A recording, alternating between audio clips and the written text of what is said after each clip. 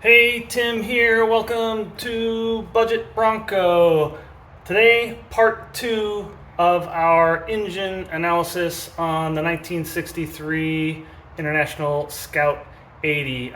If you want to check out my part one video, which I'll link here, we found potentially some problems with compression in the cylinders, and especially the number 4 cylinder, which has no compression. So today we're going to be further tearing into the engine, going to remove the rocker assembly, remove the lifter rods, get down into the hydraulic lifters, or some people call them tappets, and see if we can further diagnose why cylinder 4 has no pressure at all.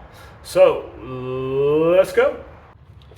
I've gone ahead and broken these bolts loose with a socket, just a regular driver, 1/2-inch socket. Started on the outside too and worked my way in. I did several passes just to barely break them free, and then like a quarter turn and then a half turn, and now I've kind of got them loose, so I'll go ahead and take them out.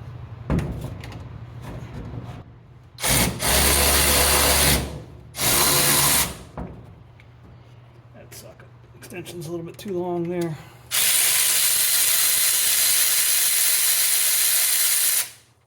I'll keep these all in order.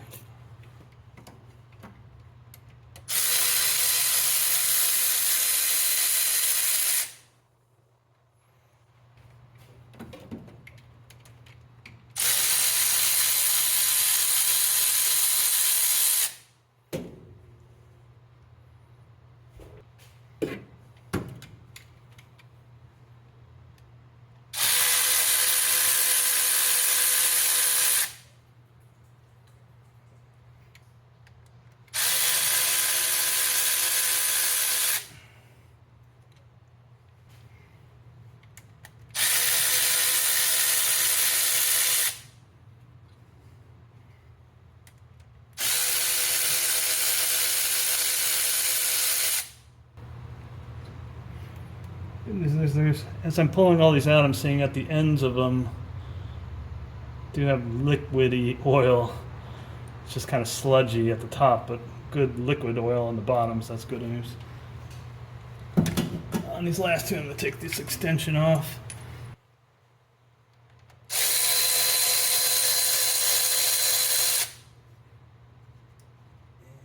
And one left.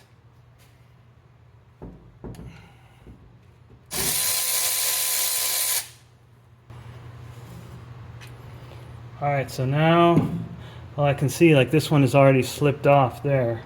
So I'm thinking it should just kind of slide off now. Let's take a look. Yeah, you can see all the push rods. And this just very easily comes right off. Easier than I thought. And these push rods appear like they just come right out too. So I'll take all these out one by one and kind of inspect them, clean them up, and then we'll take a look down in the tappers. I've got the rocker assembly off, and everything seems to be working generally. Everything kind of rotates, nothing seems to be binding. Nothing seems like radically loose with too much play. These are the mating surfaces for the lifter rods, and everything generally seems good. One thing I have noticed though is that this is the surface that mounts to the head. So the bolts come this direction through these holes. Next to each hole, I'm assuming this is some kind of lubrication port. And they are full of gunk. Like here's a good example right here. If I put the screwdriver in there, you'll see just that's like pretty bad oil that is just kind of like plugged in there. Ugh, that's like pure sludge. That could be bad. On the other side of the head though, this surface on the mating area, I'll show you, is flat. Go back to the Scout. I'm not really sure how that works. So if you see, like, this is where the bolt goes, and this is where that sludgy port is, but there's nothing there. That's solid metal. So oil does not come through the head, through that hole into the lifter. I'm not really sure how that works. I'm going to have to do some research on that. But I think it's pretty clear that these are oiling ports of some kind. You can see the screwdriver goes in there a good solid inch or inch and a half.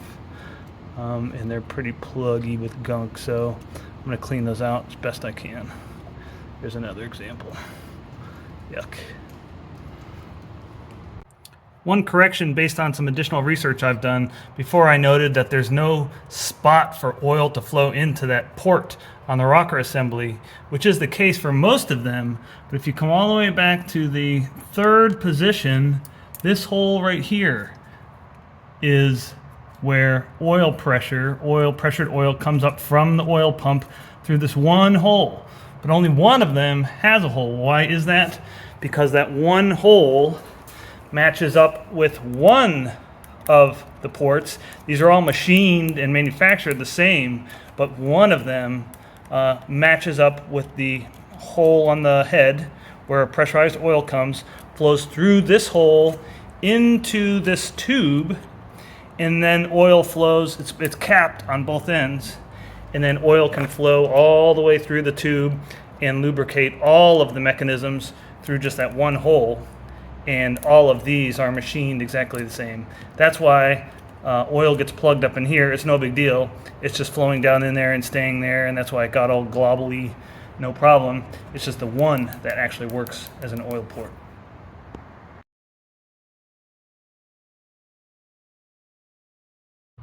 So I'm working on getting the hydraulic lifters out. I've already got them out of these three spots. I'll show you how to do it on the fourth here. Using this special tool that I got on Amazon. Basically it has this kind of like lipped end of the tool here, and as you turn the shaft and I hold this, maybe you can see that spreads out. There's like a ball bearing in there that forces everything apart, and it grips inside the lifter. So when I put it down in there and turn the shaft, this expands to hold this little lip inside the lifter that I'll show you when I get it out, hopefully. So let's give it a shot here. Okay, I think I've got it right on there. So when you turn this, it doesn't take too much turning. I feel it start to get a little bit tighter. And then I've tried using this little slide thing. I think it's better to just kind of finesse it because it's like a very tight fit, and you just kind of work it back and forth, back and forth. It's just got to come straight out. It's less about forcing it out and more about kind of finessing it.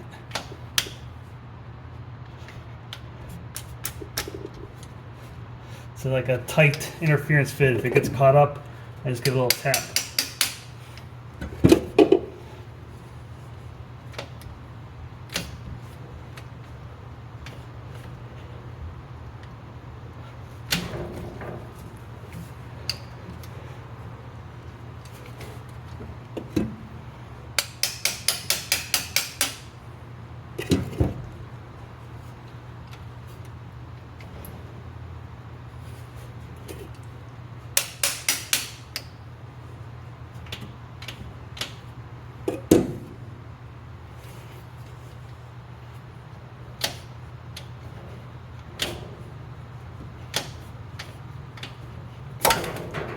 And voila. And then to get that bugger off, just twist the shaft the other way, and that loosens it. And this is the hydraulic lifter. So that's, you can see right inside that surface, inside there is where the tool was grabbing. And you pull it, and you can get it out without too much difficulty.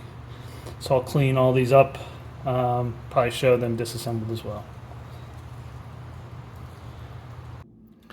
As I was examining each of the hydraulic lifters, this is the one of the two from the bad cylinder, and I noticed that the side that mates up within the engine to a cam is kind of like it's like worn. It's not flat. You can maybe kind of see it in this. Let me show you something to kind of illustrate it a little bit better. if I take it, put it up against this flat razor blade, you can kind of see a little bit of light from that monitor screen coming through. It's not perfectly flat. A little bit of like worn concaveness to it. So that would indicate that something is wrong. This is not turning properly in the cylinder. I'm not sure where it sits. Let me show you just for comparison purposes. Here is another one from a different cylinder that is good, and you can see a lot less light comes through when I kind of tilt it back and forth. It's much flatter on that razor blade as compared to the one that is worn. So that's a good indicator that something is wrong there. This is the bad one again. Yeah, not right. And also, just FYI, when you're working on these, you want to keep them individually separate from each other. So I have this case where I numbered 1 through 8 because they are matched at assembly to the specific diameter of the little hole that they fit into. So you want to keep them organized and separate, so when you put them back in, they go back into the same place. This is one of the lifters from the bad cylinder, and honestly, I think this is bad news. I was hoping that this one would be radically different than the other other 3 cylinders, and the 2 lifters from cylinder 4, those 2 might be different than the other 6, but honestly, they're about the same. I was hoping that maybe this one would be collapsed, but if I take the lifting rod and push down, you can kind of see, I'll try to get it on the camera, it compresses and springs back pretty much just like the other ones do. And there's a good bit of give in there. Maybe it should be a little stiffer, I'm not sure, but nothing radically different about cylinder 4 than the other 3. So kind of was hoping it would just be, completely collapsed or not functioning. It seems pretty similar. So what I'm going to do is pump them back up with oil. I'll show that in a second. Try to reinstall them and see if I get a different result. So you can see there's a port on the side of the lifter. That's where oil goes in. It's fed into a cavity here from the oil pump. And as this thing fills with oil, it keeps it from being so springy. And that's what kind of does, they call it, it's like a lash adjustment.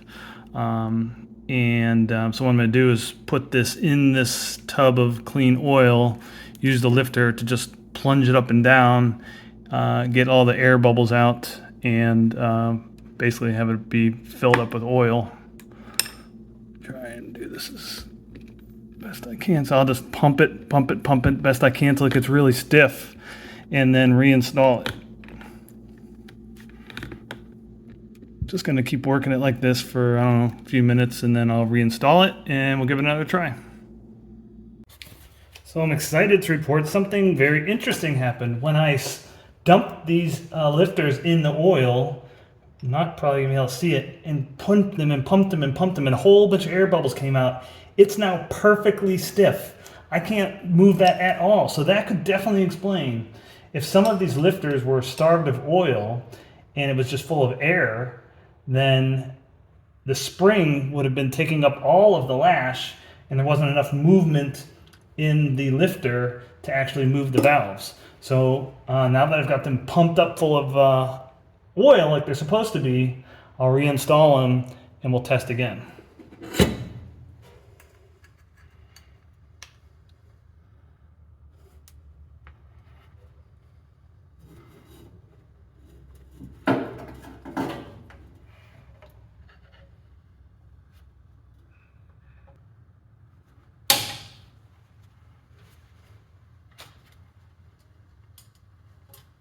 And it's in. Okay, so I've got the number 7 position lifter in and the rod down on top of it, and the number 3 position installed.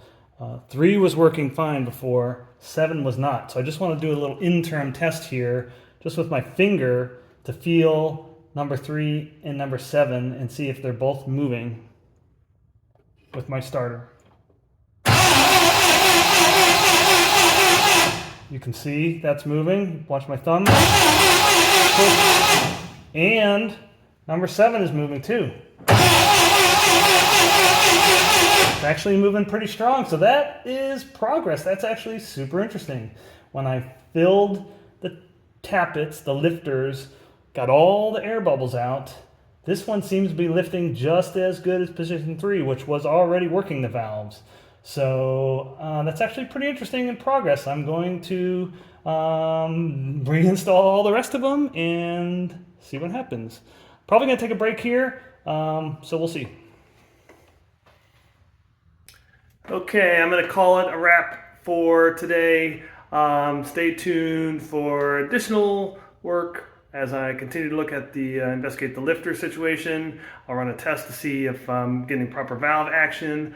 I'm also going to investigate the transfer case operation. I'm also going to investigate the transmission operation, and more to come as I kind of continue to tear into the Scout and see what I'm working with. So once again, thanks for watching, and we will see you next time.